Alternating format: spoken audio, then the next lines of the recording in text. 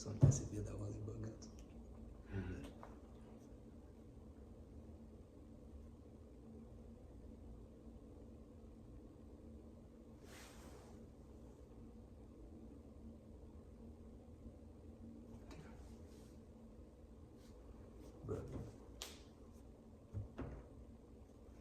C'est ça un peu là. Ok. Come on.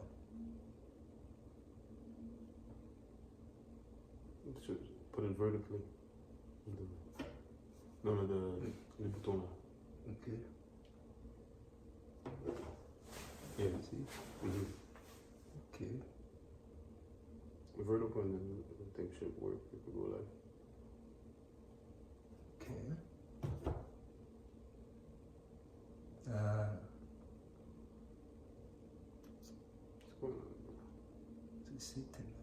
Vas-y, commence. Okay, alright. Shalom. We're going to start it off by giving all the praise and honor and glory unto Yahweh, Ba'ashem, Yahushai, Ba'ashem, HaKadosh. Double honors to our teachers, the apostles, and elders of Great Millstone.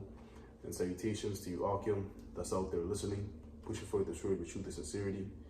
And your few Akwat as well, that's listening with sincerity. We're the brothers from the camp, GMS Montreal, coming back with another lesson. And as you can see on the title, fix the issue before it becomes a big problem. Because, you know, we're all working cases. We all have things that we could improve on.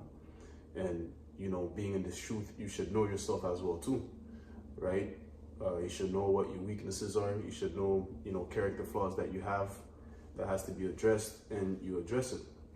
And especially, you know, during this time, which we're in the time of the Passover, okay, where it's time for us to, you know, keep the feast of unleavened bread, right? So likewise, the same way, you know, we have to take the leaven out of our houses, you know, representing your body. And that leaven is synonymous with sin, or once again, vices, or, you know, character flaws that you have to work on. I'm gonna get some. Start with I got some. Okay. Yeah. 2 Corinthians 13 and 5. Examine yourselves whether ye be in the faith. Prove your own selves. Know ye not your own selves how that Yahushai is in you, except ye be reprobates. Yeah, that's exactly it, man. We have to examine ourselves, man. Okay, and like the brother read, it says what? Know ye not your own selves? Of course you do. Okay, you're with yourself 24/7. You know, and you know, being in this truth now, you have the Heavenly Father through Yahushai guiding you, showing you things that you have to address. Hey, you address it, man. You know, certain things that, you know, you need to work on. Hey, the Lord might put the spirit on a brother for him to rebuke you and tell you, oh, you'll fix that, man. You know, you can't be doing that all the time, man. You know what I'm saying? Now it's up to you, okay, to take heed to that counsel and take the necessary steps to improve. You know what I mean? And you don't just neglect it and say, nah, it's not true, man. I don't think that's true. Yeah, that was Satan. Yeah, that was Satan. No, that's you deceiving your own self, man.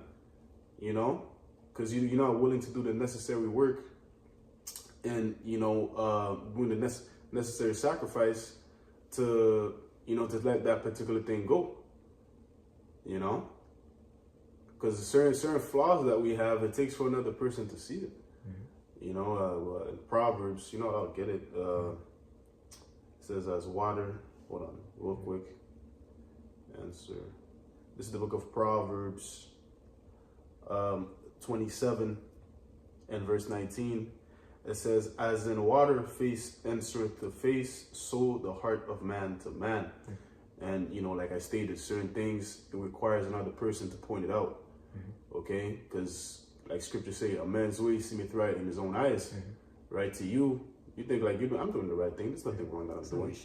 Right? Until it takes a third person, a person that's looking from the outside to say, oh shit, yo, you're actually not doing that correctly, man.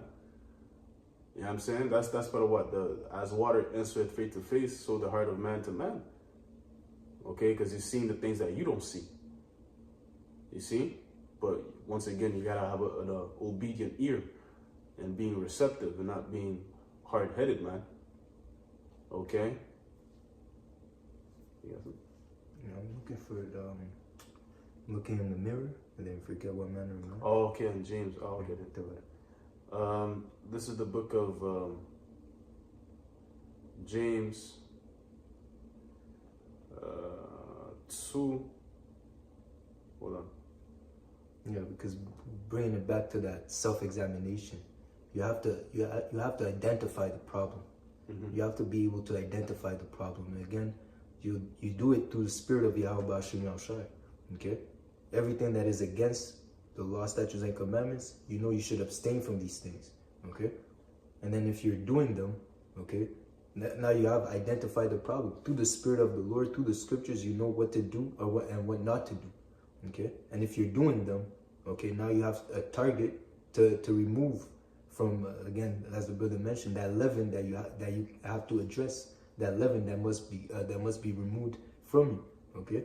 And again, the Lord is a fearful power. Okay? If you don't want to get right, he'll judge you. He'll bring judgment upon you. Okay? He'll bring chastisement upon you. But hey, to the point where if you don't want to get it, he'll dismiss you, man.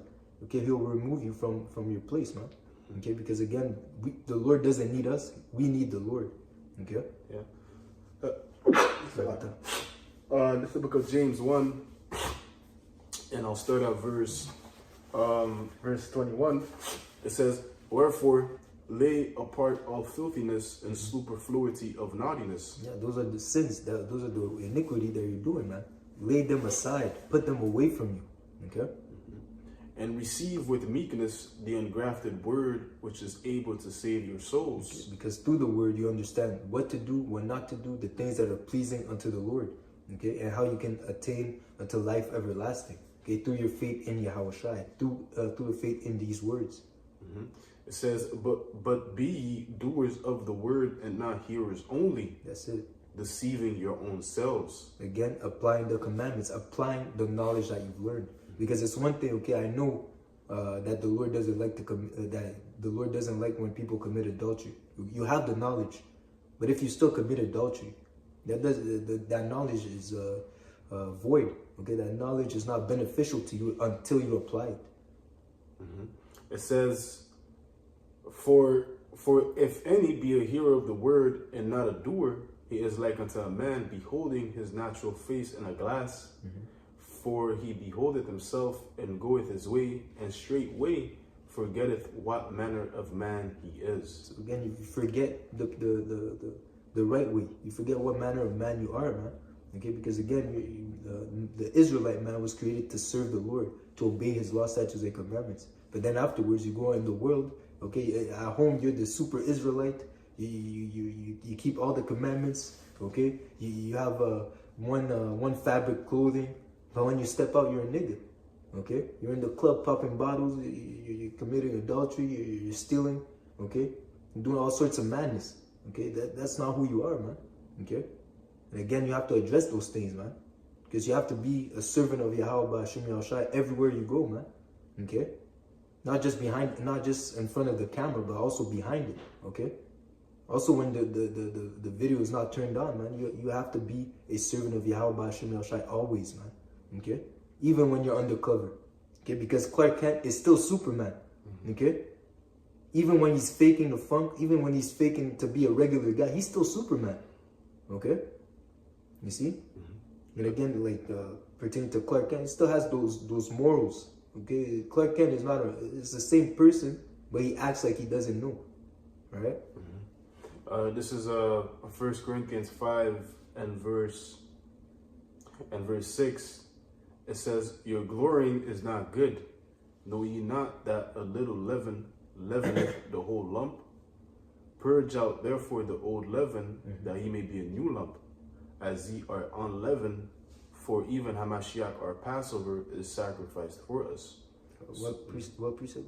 1 Corinthians 5 and 6. 1 Corinthians 5 and 6. Yeah. Mm-hmm. Yeah, so, we gotta take out the leaven, man. You know what I'm saying? Like the title says, you gotta address the issues before it becomes a bigger problem. Because what does leaven do? You add a little leaven to whatever the dough that you're knitting, it's gonna rise. No matter you put a little amount, it will rise, man. Okay, showing you how that that little issue could become a bigger problem. So being men of the Lord, you know what I'm saying, you have to apply the scriptures. Like we read, don't be just a hearer, but you got to be a doer. Scriptures say what? In the book of Sirach, you know, how that a wise man will not be ignorant of a small nor a great matter, man. You know what I'm saying? And anything we're analyzing, we're putting the microscope, whether it comes to prophecy or character development, we're analyzing and seeing where can I improve. You know, so that's part of what taking out that leaven, man. You know, so that way you may be a new lump.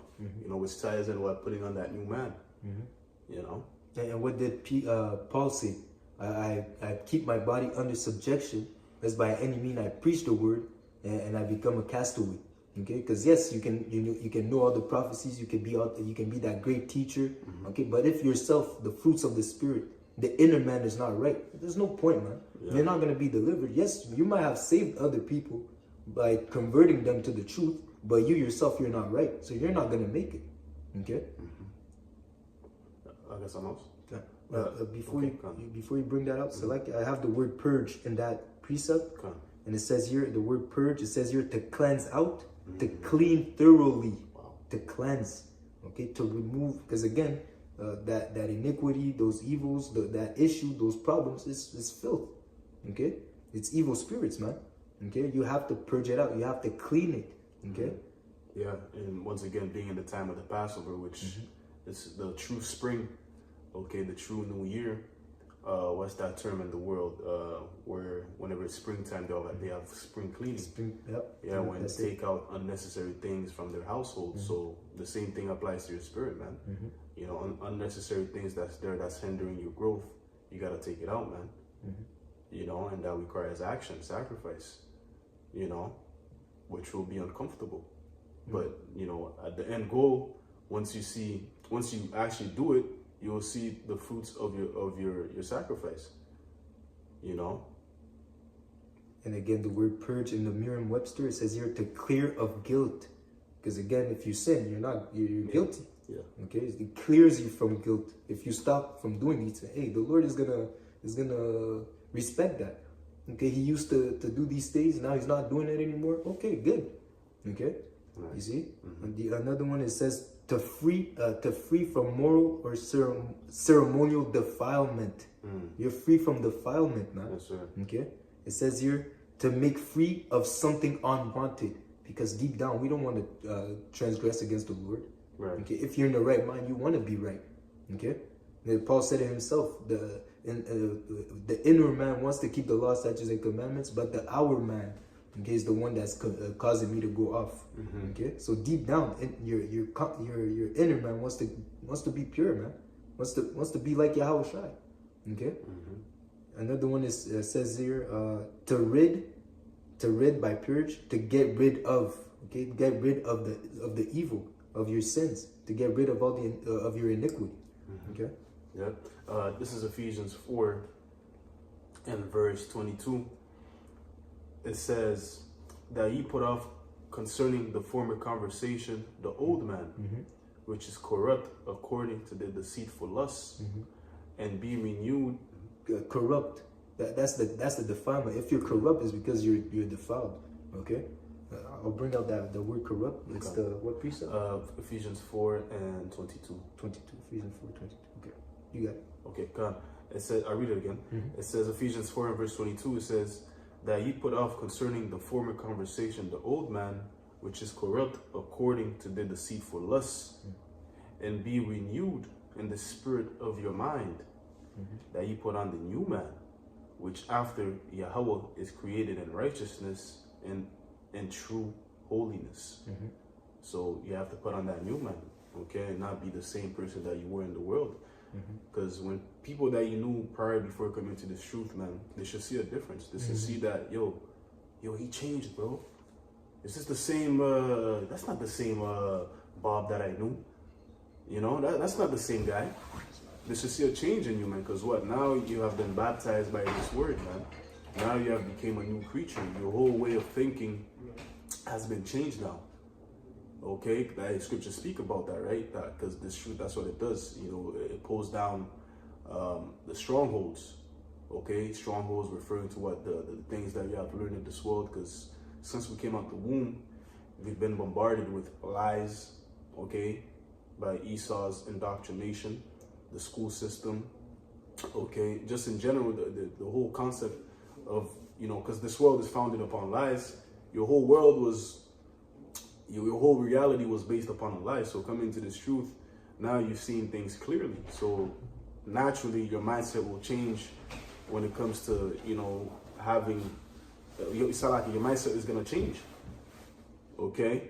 Because that's what this word does. It changes your mind, changes your spirit, okay? That's why the Lord said unto Nicodemus, you must be born again to have access to the kingdom of heaven. You see? So I can read that again. Ephesians 4 and verse 22, it says that ye put off concerning the former conversation the old man. Again, purge it out. Which is corrupt according to the deceitful lusts, and be renewed in the spirit of your mind, and that ye put on the new man, which after Yahweh is created in righteousness and true holiness. That's it. That's you, huh? That's me? Uber Eats? Yeah. Yeah. So the word corrupt in that precept, it says here to corrupt, to destroy. Okay? It says here to lead away a believer from the state. To lead away a believer from the state of knowledge and holiness which he ought to abide. Okay? To be destroyed, to perish. Because again, that's the way that it leads. Okay? The ways of the world, the ways of darkness. Okay? Anything that is outside the ways of Yahweh Ba'ashim Shai leads unto death. Okay? It will corrupt you. It will destroy you. Okay? That's why it says in Micah, let me bring it out real quick. Okay, Micah 2 and 4. No, it's like Micah 2 and 10. So like Micah 2 and 10. Arise ye and depart. Okay, for this is not your rest. It is polluted. Okay, that polluted, the polluted would be synonymous to corrupt. Okay, this is not your rest. This place is corrupted. Okay, code. Yeah. It's corrupted. Okay, that's what's gonna lead. Okay, the iniquity, those little issues, if they're not fixed accordingly, okay, they will lead to your own demise. They will lead to your corruption. Okay, it will lead to you not being accepted of Yahweh Ba'ashim Yahushai. And again, you have to remember, this is the whole purpose of us doing this work, man. To be accepted of the Lord, man. Okay, you see. Okay. Then going back to that definition again, it says here to be destroyed, to perish. Okay. You see. As I mentioned, you don't want to, as Paul said, lest I be a castaway. Okay. The whole purpose of you doing this work, believing, doing the work of the Lord, so that you can obtain salvation, man. Okay. And those issues will get in the way of your salvation, man. Okay? And it's even worse when you know that those are things that you can easily fix. Okay? Those are your inner demons that you have to battle, man. Okay? We all have things and problems that we have to face. We all have things that we have to work on. Okay?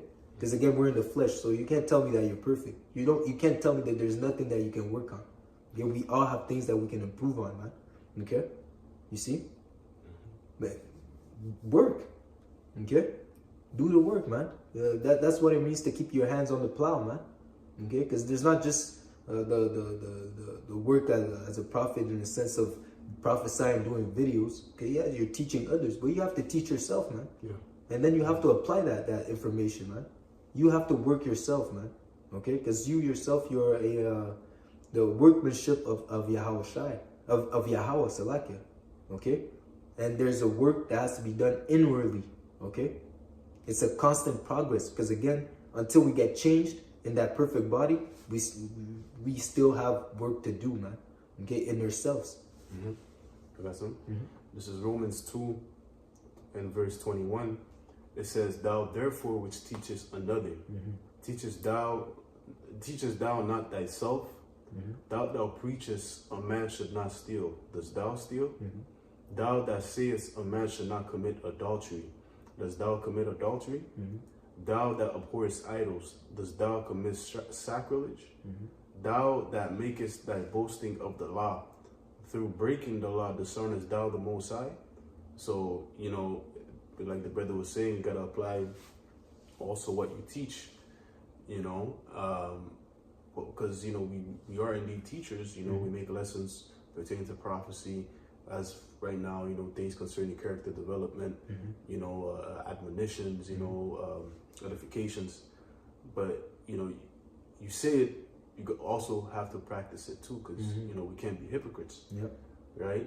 You know, one of the best ways that a man teaches is what? By example, right? You can't be saying one thing and then here it is, you're not doing it, man. Because that's what the wicked scribes and Pharisees were doing. You know, and Yahushua did give strict warning to what? Just observe what they tell you to do, but don't follow after their example. Because them, they would say to do certain things, but they will omit them. They will not do it themselves. You know? So, you know, we have to practice what we preach, man. You know what I'm saying? Because that's a bad look for the ministry as well. How are you going to tell someone to get right, but you yourself, you're not getting right? Okay? Are you going to, and again, that, like I said, it's a bad look for the ministry, because then people are looking at you, it's like, yo, this guy is saying this, is saying that, but look at his works. That can't be the truth, man. Okay? See, because he's telling me to be more humble, but look at that guy is so prideful. He can't get rebuked. I tried to rebuke him the other day because he was going off on this and that. He told me his rank is above mine. I can't talk to him like that. You see? Things like that, man. Okay? Yeah. Very cool. This is Sirach 37 and verse 19. "There is one that is wise and teacheth many, and yet is unprofitable unto himself." That's it. How can you be? You're teaching others. People are benefiting from your teachings, but you yourself, there's nothing coming out of it, man. Okay? You see, because you yourself, you're not applying the knowledge that you're pushing for it, man. You're being a hypocrite yourself, man. Okay? You're not working on yourself. You know that? Yeah, you know, you're not being profitable unto yourself. You know, like the scripture said. You know what I'm saying? Because what's it called? Scripture say what? To work out your own salvation with fear and trembling. Part of us working in our salvation is, you know, addressing issues, things that have to be, you know, shut off. Okay? Because we're near the end. You know what I'm saying? And when Yahushua comes back, he has to see his image within us. Okay? And part of that is what? Addressing your issues, addressing your problems. You know? Because, you know what I'm saying? Like I stated, he has to see his image within you, man. You have to be, when the deliverance is here, we have to be on a certain level to where that, like, the job is done. You know? The job of, like, shedding off the old man and things that could hinder your growth. You know what I'm saying? The dross, that's the word I was looking for. You know what I'm saying? The dross has to be completely shed at that time, bro. You know what I'm saying? That's why the Lord, you know, puts us in certain scenarios for what dross to be shed off. You know what I'm saying? That's what the tribulations and you know, are for. Okay? For us to be made perfect, just like gold is tried. You know, at first, when you first find gold, it's not refined that right instant as you find it. No, it's rough until you put in that fire. You know, you put in that fire. You refine it. That's when it looks, you know, like a shining, and you know, you could do whatever with it. You know, do earrings, a ring, watch, right? That's the final product. So that's what the Lord is doing with his elect. That's where you see the true value of it, because when you find it, when you take it out from the earth, it's mixed with all the other minerals. It's mixed with the dirt. It's mixed with the mud. Okay, but once it goes through that refining process, all that filth is removed. There's a separation.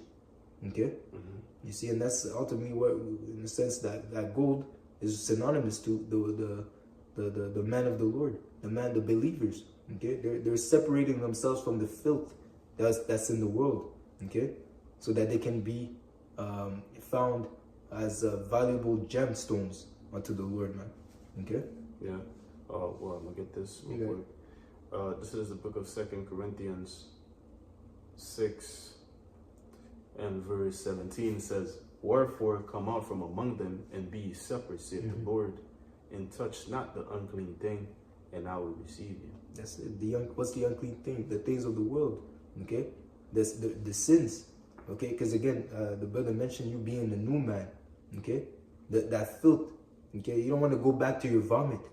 Okay, again, vomit is unclean. Okay, it's the filth that your body rejected. Yeah. In a sense, if you go back into the world, if you go back to your filthy ways, that's you going back to your vomit, man. Okay, and that's a proverb. You don't want to be a part of those that join that lot, man. Okay, you want to be a part of those that stand strong for the faith of Yahweh Ba'Shem Yahushua and keep walking that straight path until He returns, man. Okay, so that you can inherit that life. Because you eating vomit, I can tell you, it's not going to be good for you, man. Okay, it's not going to be. There's no benefit in that, man. Okay. This is 2 Peter 2 and verse 20. It says, "For if after they have escaped the pollutions of the world through the knowledge of Yahweh Shah HaMashiach, and they are again entangled therein and overcome, the latter end is worse with them than the beginning." We start from the top again. Okay. 2 Peter 2 and verse 20. It says, "For if after they have escaped the pollutions of the world through the knowledge of the Lord and Savior Yahushua Mashiach." So through the knowledge, you're able to escape the pollution. Arise ye, depart, because this place is polluted. Okay, so through the knowledge and understanding of this word, you are now, you can escape the pollution. As it says, "He that believeth on me is passed from death unto life." Okay? Yeah. It says, "They are again entangled therein and overcome. The latter end is worse with them than the beginning." And again, it's because you didn't resist. If you resist the devil, he's going to flee from you. Okay? You have to put up a fight. And when you're weak, turn to the Lord.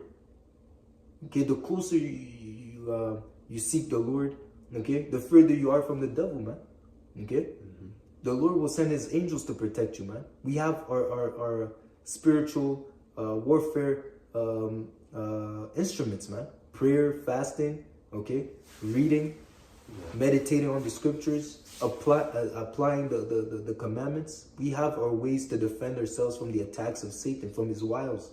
Okay, we have to put our spiritual equipments to work, man. Okay, we can't let our sword get rusty. Okay, we have to sharpen up on our equipment, man. Okay, spiritual equipment. All right. Yeah. That's how you're gonna be able to fight that battle. Okay, you don't want to go to war with rusty old equipment, man, that can't even hold up, man. It says, verse 21, "For it had been better for them not to have known the way of righteousness than after they have known it to turn from the holy commandment delivered unto them." Because again, it would have, as it says, fewer stripes are going to be given unto those that didn't know. So if you didn't know, okay, you'll get punished. But if you knew the will of the Lord and you didn't do it, oh man, it would have been better for you to die, man. Yeah. Okay. It says, verse 22, "But it has happened unto them according to the true proverb. The dog is turned to his own vomit again, and the soul that was washed to her wallowing in the mire." Yeah, and again, because you were washed. Okay, through the word you were washed. Okay, but you said, nah, you know what? I'd rather go back in the mud. I'd rather go back in my filth. Okay, and again, because you're a dog. Okay, you're a beast. Because you chose the flesh over the spirit. Okay, you chose the temporal over the immortal. The temporal over the eternal. Salaki. Okay, and that shows you how low level you are, man. Because again, what does the world has to offer you, man? A chip and more slavery, more oppression. Okay, while the Lord has life, more abundantly to give unto us, man. Okay, pleasures evermore, things that our eyes, our imagination can't even perceive. Okay, that's what we're fighting for, man. Eternal happiness, eternal joy, man. Okay, and you're turning your back on that for crumbs, okay, for a happy meal. Come on, man. Okay. And that's what not addressing issues will lead to. You know, you falling out, man. That's it. And going back, like you made the analogy to that vomit, man. You know, You're gonna fall out because again, the Lord requires growth. yeah. It's a living waters. It moves. Okay. If you don't want to grow, if you don't want to correct yourself, you're gonna be left behind. We're not gonna look back. What did the Lord say unto Lot? Don't look back. You think he cried for his wife? He might have felt some type of way, but he didn't look back. He didn't care, man. He obeyed. He kept moving. Okay? And that's exactly the way that you're supposed to be in that truth, man.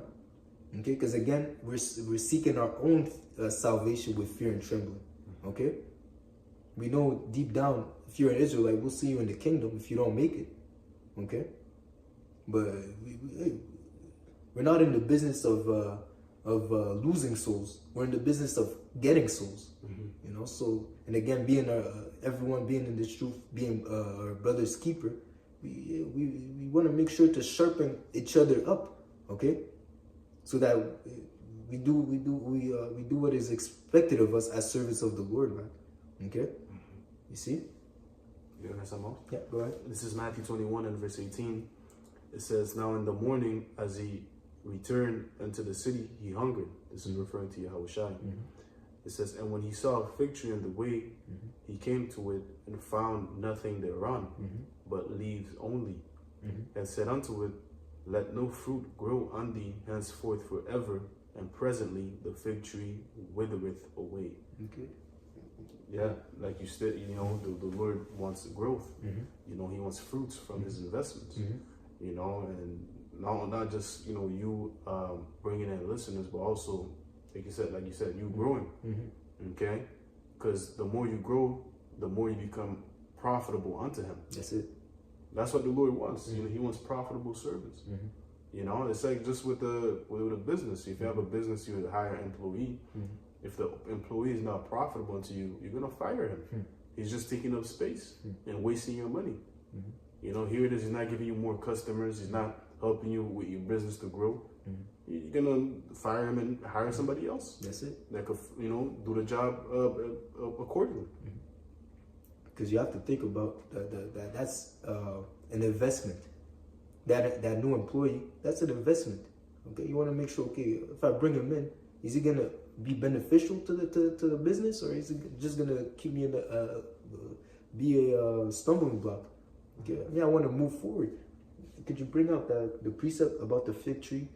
Dig around it. Okay. Yeah, because this one, the Lord said, he cursed it. Okay, this one is useless. What did he say unto the servant that hid his talent? He said, "Woe unto you!" He said, "Slothful and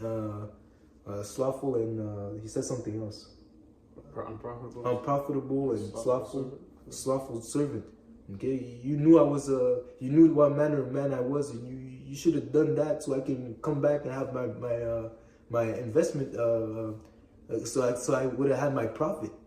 You understood what manner of man I was, but you didn't do anything, man. Okay." Yeah, this is Luke 13 and verse 6. It says, "He spake also this parable.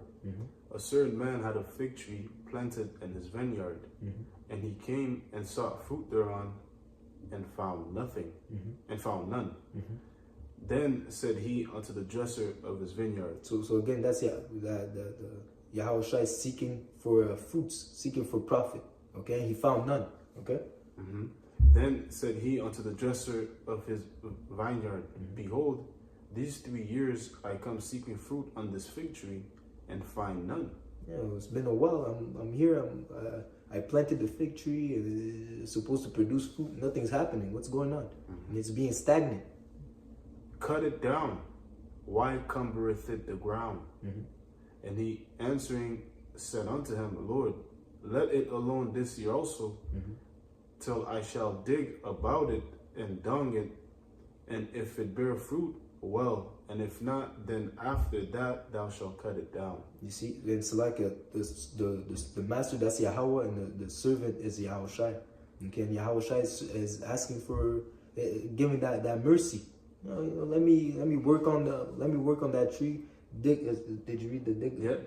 I'm reading it again. It says, and verse 8, and he answering said unto him, Lord, let it alone this year also, till I shall dig about it and dung it. Yeah, so Yahushua making supplication for that tree, for that fig tree, which would represent a man in the truth who's not being profitable at the moment. Okay, and he says, well, if it produces fruit, good. If it doesn't, I'll remove it. Okay, so that shows you the mercy of the Lord, and in a sense, that would be the brothers, in a sense, rebuking you, taking their time to make lessons with you, to go through breakdowns, doing lessons online. Okay, that's that what was that? You could say I don't want digging around it. Yeah, he digged around it. He digged around it. What the term is. Okay. So that it could be. So I think it's so it could breathe. Yeah, I forgot the science behind it, but you know, farmers usually do that with the tree, so that I think either for more water or something. I'm not too sure. Okay, but there's a science behind it. Yeah. But that's effort too. You know, he's coming in, he's digging around it.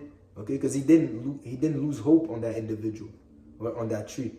Okay, because he still has hope that it was going to produce fruits. Okay, so he's digging around it. That's the brothers putting the effort to help that brother out, man. Okay, so it's not like the Lord leaves us destitute. Okay, we're not alone, man. Even if it's a lone walk, it's not a lonely walk. Okay, we have the body. Okay, that's also a part of our weapon. Okay, our spiritual weapons, the body, man. We have each other's back. Okay, and we can understand our struggle because we all go through it, man. We're all going through it, suffering the afflictions, the suffering of Yahushua, man, as a body, as a collective. Okay. So again, that shows you the mercy of the Lord, because in the last precept, the master said, just remove it. There's no fruits, remove it. Okay. But in that one, he shows you that he actually put in the effort to give it a chance. Okay. But if it did, good. If it didn't, hey, the Lord doesn't need us. We need him. Okay. I asked the demon, digging around a tree to make it grow. It says digging around a tree to boost growth works best by creating a shallow, wide mulch ring, 2 to 3 inches deep, rather than digging deep and disturbing established roots. This technique removes grass competition, boosts oxygen for the roots, and retains moisture. Crucially, never bury the tree's roots flare, where the trunk base expands with soil or much, as this causes decay. But the point being, when you dig around it, it's giving it room for it to grow, giving like we read oxygen to the roots, and eliminating competing grass. So in other words, the Lord is, like you said, is giving you mercy. He's giving you tools for you to grow. It's not like the Lord left us here without anything. You have a brotherhood. You know what I'm saying? Like, come on, bro. This is the lessons the apostles and elders make, and the Lord will even put you in certain positions where you have more leisure time to where you could study things of that nature. The Lord gives you the tools, man. That's part of him digging around it. So now it's up to you to utilize those tools in order for you to grow. And again, hence the title of the lesson is when he dunks around it, is what he's removing the unnecessary things around you. Yeah. Removing the impurity, the things that are withholding you from growth. Okay? Because Yahushua said, I'm about my Father's business. He also wants to make a good investment. Okay? You see? All right? The Lord gave you this truth. This is a treasure. It says we have this treasure in earthen vessels. It's not for nothing that we have this, man. Okay? It's to flourish. Okay? Yeah. Going back to Luke to finish it off. It says, verse 9, and if it bear fruit, well, and if not, then after that thou shalt cut it down. Yeah. So you have mercy, you have time to get right. We're in this grace period, aren't we? Yeah. Okay, the doors of repentance are not closed yet, but we're getting to that point, man. So this is the time to get right, man. Okay, because again, the Lord is going to put it in the balance. What have you done in that? Well, I gave you the opportunity to get right. What were you doing? Okay. No, that was it. That was it? Okay. Psalms 119 and 101. I have refrained my feet from every evil way, that I may keep thy word. Again, resisting the evil. Okay. Casting away the evil that you had the opportunity to do, so that you can stay in the spirit. I have not departed from thy judgment, for thou hast taught me. So again, keeping the law, statutes, and commandments, that's what's going to make you grow. Okay. It's going to keep you away from that evil, man. If you're keeping the law, statutes, and commandments, you're obeying. If you're obeying, you're not disobeying. You see? Let me get that. You want it? In my presence only? Oh, okay. Yeah. No.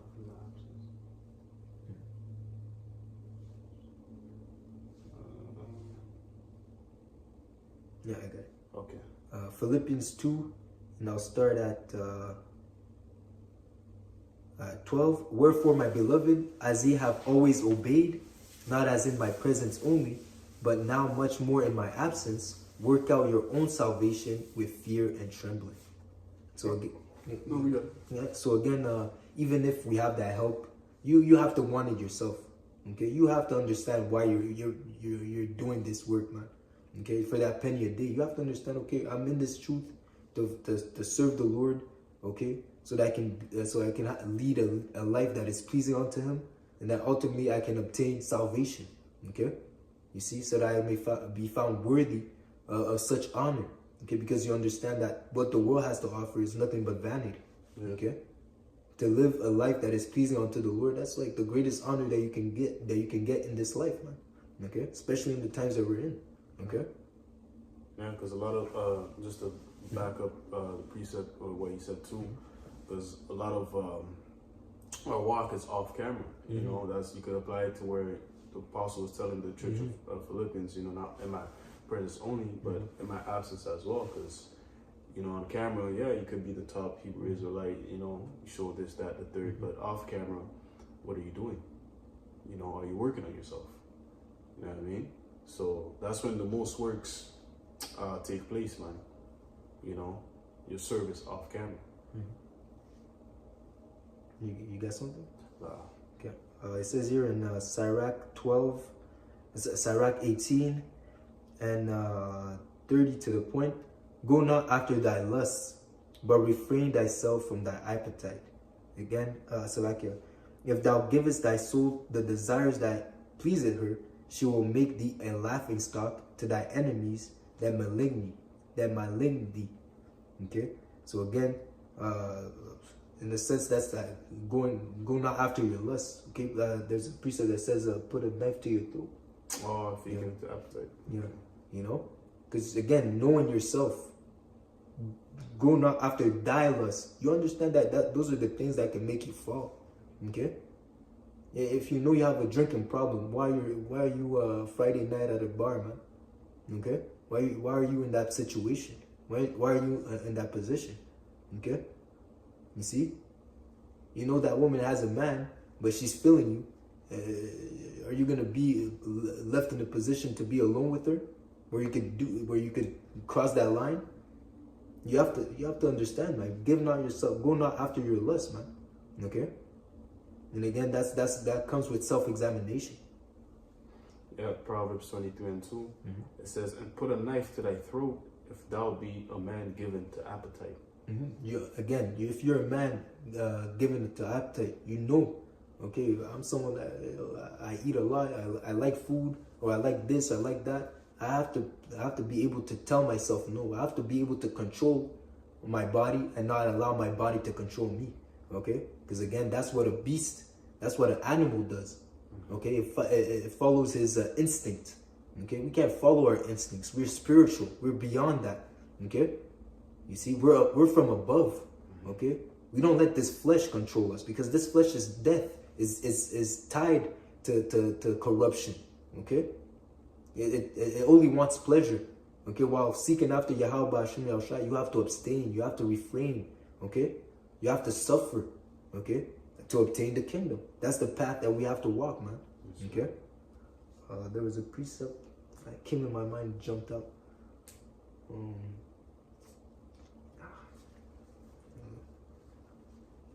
Okay, I'll let you close. Okay, come. All right. Hey, so with that, man, we're going to close it up there, man. All right. Giving all the praise, honor, and glory to Yahweh, Ba'ashem, Yahushai, Ba'ashem, Achat, Wadash.